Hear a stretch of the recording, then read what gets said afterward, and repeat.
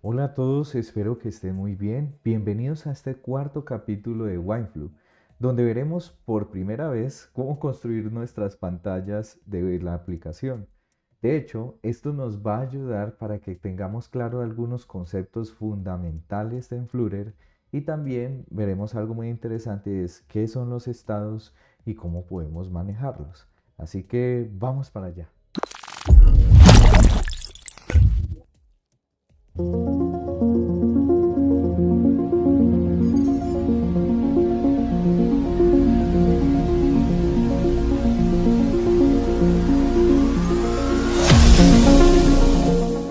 Para comenzar, vamos a ver primero qué son los estados en Flutter. Y cuando uno le hablan de un estado de cualquier circunstancia, pues se le indica lo mismo en Flutter que en cualquier otra tecnología o en cualquier otro escenario. El estado es una situación de un objeto, de una persona, que suele ser algo temporal y que puede cambiar con el tiempo. Eso según la Real Academia Española. Entonces, ¿qué significa eso en el desarrollo de nuestras aplicaciones? Bueno, de que van a tener elementos que no cambian en el tiempo, que su estado es estático, su situación nunca cambia, pero también van a tener elementos dentro de su aplicación que su situación puede cambiar o su composición gráfica puede cambiar a lo largo de la experiencia. Un claro ejemplo es el checkbox. Por eso pongo en el libro aquí el checkbox o por ejemplo el escenario de algún elemento que se esté cargando desde un backend y se muestre como una lista de cargando y luego ya la información. Eso claramente tiene unos estados, tanto el checkbox como la lista de elementos. ¿Qué estados tienen? Pues uno puede ser para el checkbox sin activar y checkbox activado, y para la información que estamos consultando de un backend puede ser como tal información cargando o ya información lista para mostrar. Entonces notemos que va a ser muy natural que a lo largo de nuestros desarrollos en Flutter vamos a tener que trabajar con estos estados. Ahora, los estados se clasifican en dos grupos, unos que llamamos estados efímeros y otros que son estados de aplicación.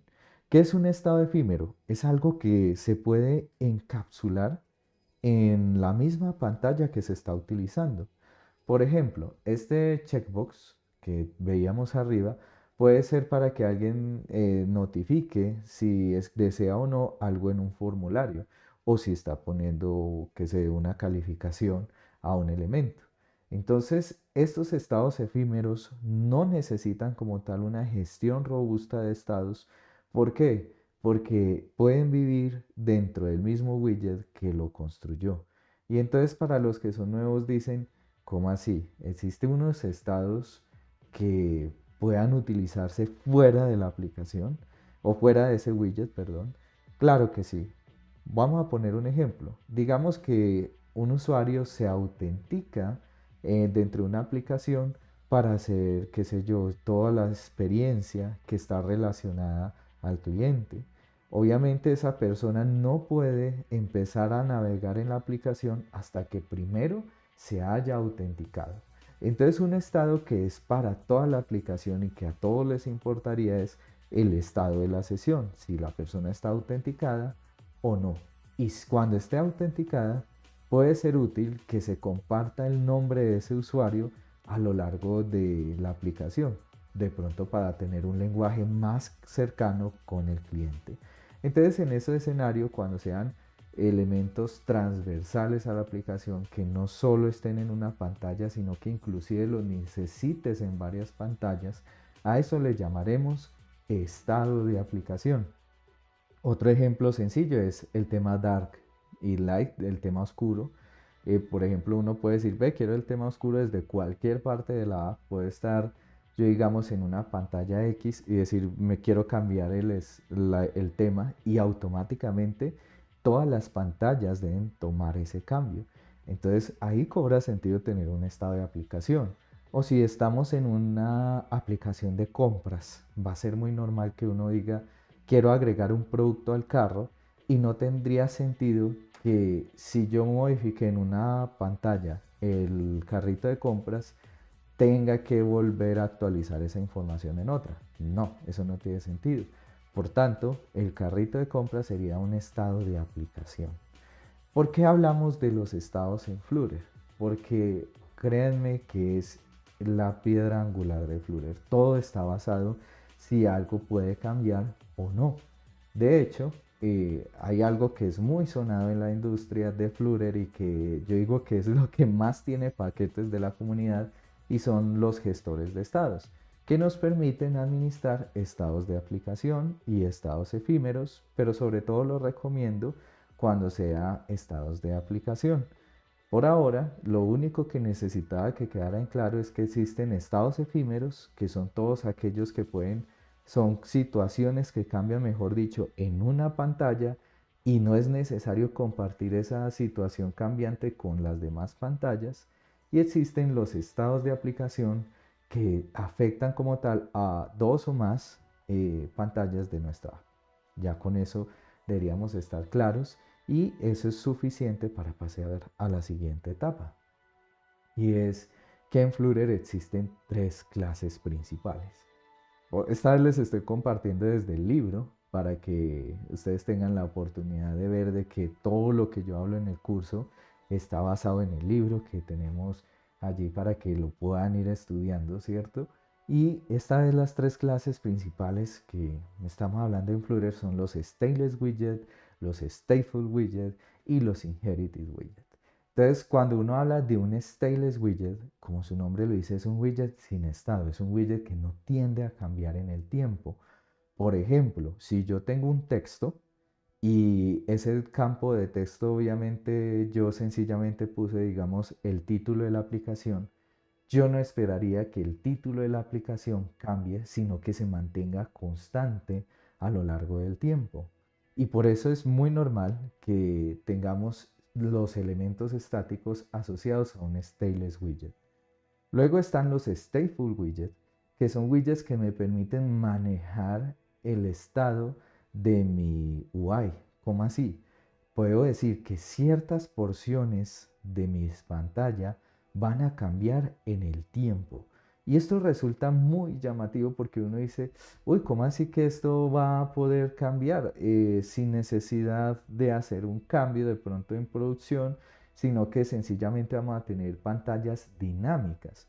Pero no es nada del otro mundo. Por ejemplo, un checkbox donde primero cuando le den clic en ese checkbox detone una nueva información, pues ahí vamos a necesitar un stateful porque es una pantalla que primero se ve de una forma y cuando el usuario interactúa con ella cambia la forma en la que se presenta esta pantalla.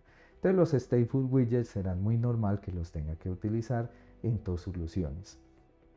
Aquí algunas veces me han preguntado, ve Dani, los stateful widgets, he escuchado a algunos decir que es una mala práctica, que es mejor tener todo con gestores de estados. No, esos no son una mala práctica. Si tienes estados efímeros, es decir, estados que tienes que solo están relacionados a la pantalla que estás editando, perfectamente puedes usar un stateful widget y es innecesario hacer uso de un gestor de estados. De hecho, eso lo dice la documentación oficial de Flutter. Por otro lado, está el tema de los inherited widgets. Los inherited widgets me permiten compartir información a lo largo del árbol de widgets. Recuerda que el capítulo pasado hablábamos del árbol de widgets, donde al comienzo teníamos una Material App, que es nuestro widget principal, pero entre ese widget iban empezando a agregarse más widgets internos. Si yo quisiera que, digamos, desde la pantalla 10 se pudiera acceder a, digamos, el nombre del cliente que se dio en la pantalla 1, pues yo necesitaría compartir eso de alguna forma a lo largo del árbol de widgets. Y eso ya suena a estado de aplicación. Entonces los inherited widgets nos van a ayudar como tal a compartir esa información a lo largo de nuestro árbol de widgets en nuestra app. Y estos son muy importantes. De hecho, si has escuchado algo de gestores de estados, de pronto habrás escuchado de Provider, habrás escuchado de Mops, habrás escuchado de Qubit, habrás escuchado de Block, habrás escuchado de cantidad de soluciones. Todas estas soluciones extienden, o mejor dicho, utilizan internamente el inherited widget. En la primera parte de nuestro curso vamos a utilizar estos tres clases principales y no vamos a utilizar ninguna librería que nos facilite el uso de estos elementos, pues necesitamos primero aprender a utilizarlo sin usar paquetes de terceros y después en el módulo intermedio aprenderemos a utilizar algunos paquetes comunes en la comunidad que facilitan el uso de estos elementos. Bueno, yo sé que ustedes están diciendo ya, bueno, Dani, hemos visto la teoría, pero ¿cómo aplico esa gestión estados?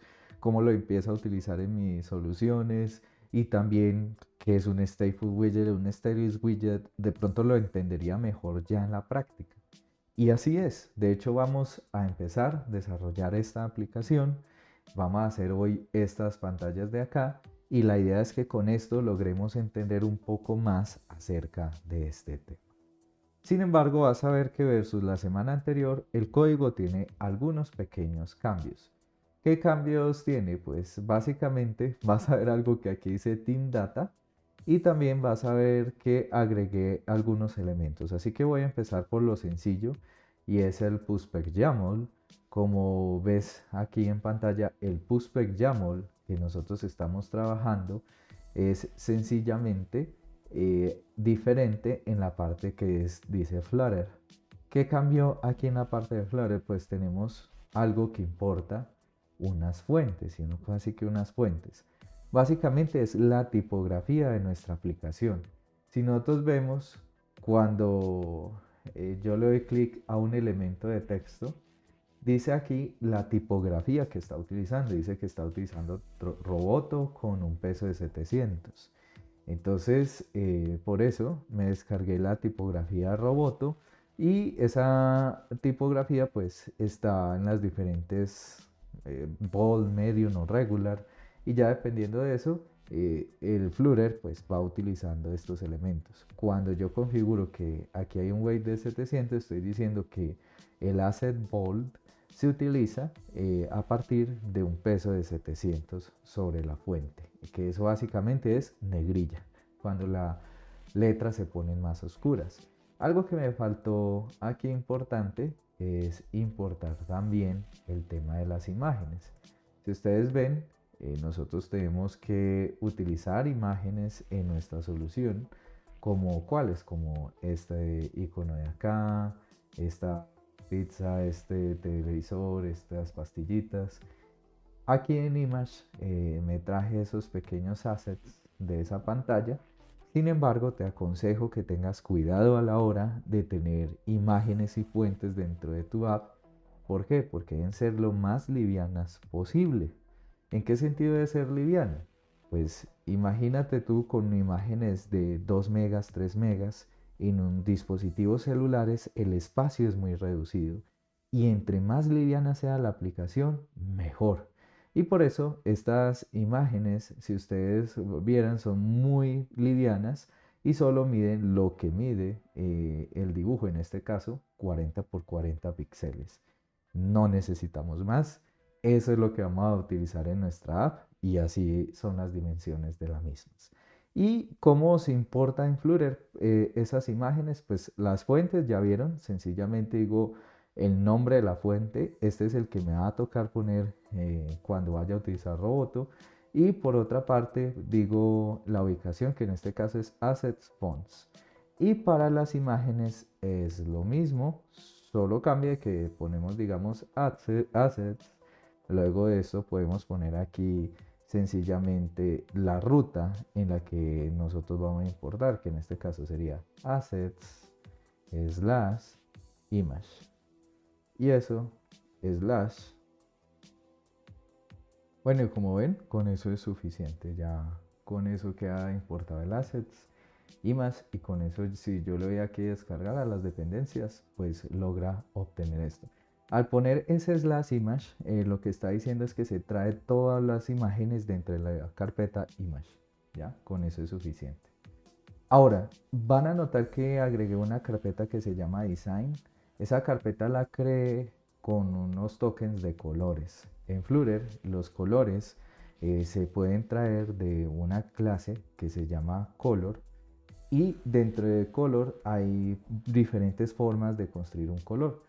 En este caso utilicé from RGBO, que básicamente significa cuánta intensidad tiene de red, rojo, green, verde, blue, azul. Y el último, que es el O, es la opacidad del color. Esos colores los traje literalmente, leyendo de aquí cuáles eran los elementos que estaba utilizando en este caso la aplicación, ¿cierto? Y ya a partir de eso, pues me traía el color a lo que necesitaba por allá. Eso es todo. Eh, ya para continuar, luego de tener definida esta clase de colores, también dentro de main necesitaba definir algo que nosotros llamamos en Flutter, que son los temas. ¿Qué son los temas? Pues básicamente son esa configuración de colores y tipografías y algunos otros elementos estandarizados para nuestra aplicación. Como en este caso que tengo que el team data va a ser que la font family es el roboto mono, que es la que nos trajimos de por allá del Puspec YAML.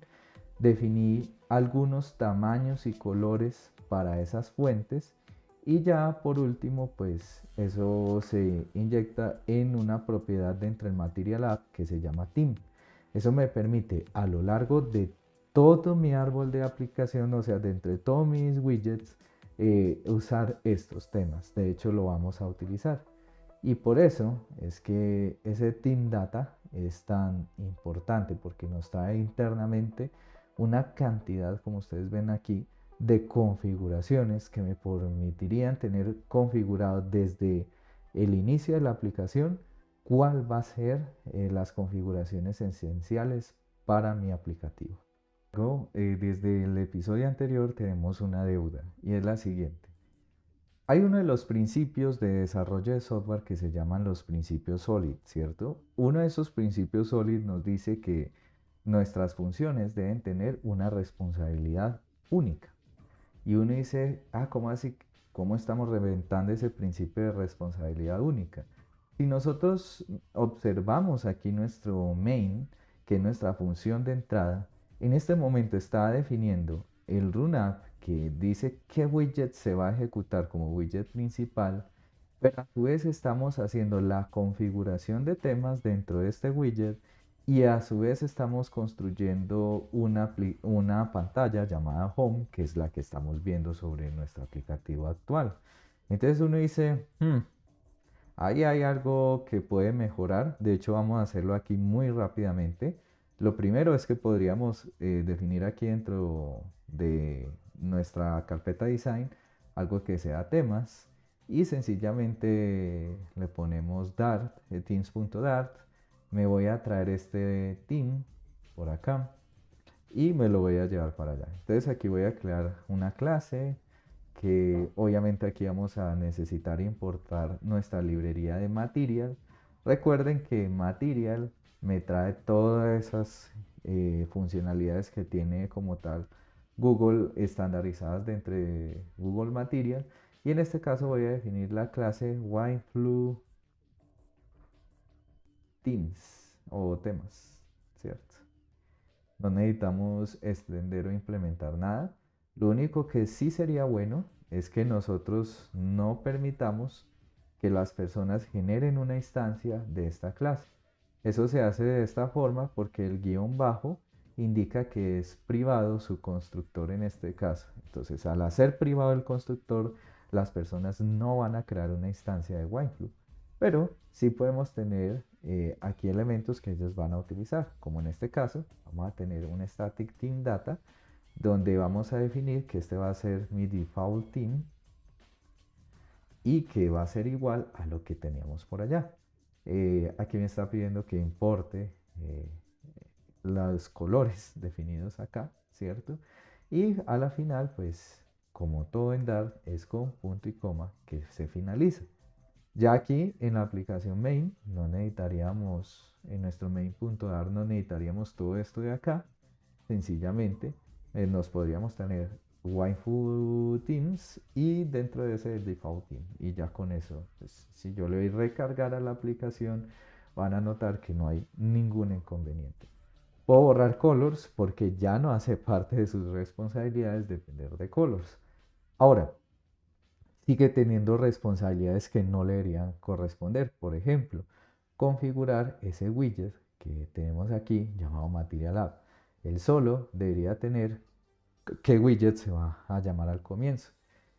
A ese widget muchos les gusta ponerlo dentro de un archivo llamado add.dart, que ahí es donde vamos a tener nuestra aplicación, ¿cierto?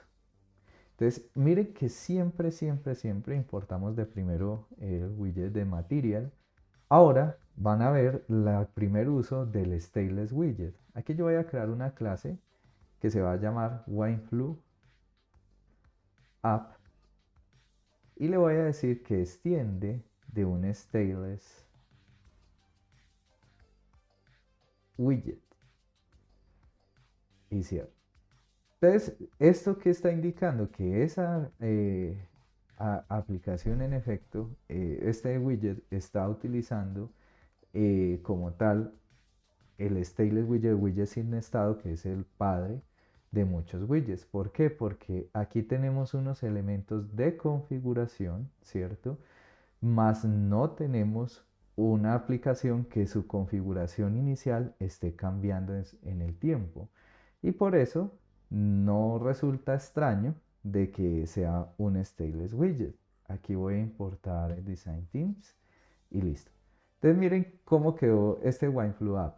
Tiene varias cosas que de pronto dice, ve cómo funciona esto que Daniel nos está mostrando. Lo primero es el stateless, que recuerden que es un elemento inmutable, ¿cierto? Que no cambia en el tiempo. Lo segundo es que vemos por aquí su constructor. Aquí tenemos un constructor constante de la aplicación y notamos que aquí está llamando o hablando de una key. Esa key se refiere a, como tal, una identificación del widget a lo largo del árbol de widgets. Porque lo más normal es que nosotros podamos tener muchos widgets de un mismo tipo en un mismo lugar. Por ejemplo, aquí tenemos dos textos que son widgets. Si yo me ingreso al texto, ustedes miran que ese texto extiende de un stateless widget porque es un widget que no cambia de estado y van a notar que ese texto es igualito a este de acá abajo. Entonces, ¿cómo Flutter logra diferenciar el texto de arriba del texto de abajo si a la larga es el mismo plano pero con otras configuraciones? Bueno, miren que ellos tienen una entrada que es key y él automáticamente es como si ejecutara por defecto este método de uniKey cuando uno no le da el, como tal el elemento asignado de la llave. Él automáticamente le asigna una por defecto, que es como su código de identificación a lo largo del árbol de widgets. ¿Por qué está fallando? Porque aquí falta punto y coma. Entonces surge otra cuestión y es que si bien ya entendimos qué es el key, notemos que aquí estamos haciendo un override a un método que viene por defecto en los stateless widgets y es en este caso el método build. Y ese método build nos ayuda como tal a construir nuestro widget. Y dentro de todo método build ustedes se van a encontrar algo que se llama el contexto. Y si quisiera explicarles en muy buen detalle este tema del build context, me tocaría hablarles de que en Flutter no solo existe un árbol de widgets, sino que también existe un árbol de elementos y un árbol de render object. Sin embargo, ese tema sí lo podamos analizar, pero más adelante. Por ahora, la explicación sencilla que te voy a dar, pero más adelante te la voy a explicar más profunda, es que en el build context, en todo widget necesita un contexto para saber dónde va a ser construido y cuál es su ubicación y sus hijos. Eso le da información suficiente al encargado de renderizar los elementos en pantalla para construir ese widget en el árbol de widgets. Y no solo eso, si en algún momento necesita cambiarlo de posición, es muy fácil para él saber dónde está y a dónde va. Entonces, básicamente, esa es una explicación sencilla, pero más adelante vemos una más robusta cuando tengamos un poquito más de conocimiento de Flutter. Entonces, por ahora es claro de que dentro de este widget estamos extendiendo un stateless widget, estamos implementando el método build, donde le vamos a decir qué va a dibujar en pantalla, qué es lo que va a retornar. Y siempre va a pedir, como dice aquí, que retorna un widget. En este caso será el widget principal, que es el Material App. Y sencillamente nos traemos esto a nuestro main art, ¿cierto? Y vamos a traer aquí nuestro WineFlu App.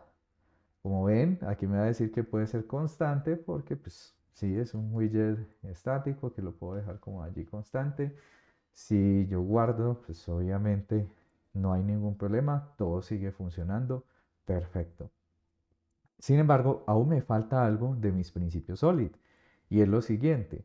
Yo estoy dentro de este AppDart construyendo mi homepage y eso está mal. Yo debería tener aquí dentro de una carpeta que en este caso llamé Pages y voy a llamar en este caso Homepage, ¿cierto? Homepage Dart. Y no es necesario de que siempre hagan manualmente, por decirlo así, el override de los métodos como ahorita que dice que fui poniendo de a poquito, sino que ustedes pueden poner aquí sencillamente stateless widget, él automáticamente les entrega esa estructura y sencillamente aquí voy a cambiar este nombre de esta clase por homepage, ¿cierto? Es mi homepage que de otra vez de nuevo extiende de un stateless widget y sencillamente me voy a copiar y pegar este scaffold. Eso es lo que vamos a devolver desde el homepage. Voy a pegar esto acá y queda listo mi homepage y desde el AppDart podemos borrar esto porque ya no sería necesario y sencillamente vamos a decir que va a ejecutar mi homepage y me dice que puede ser constante.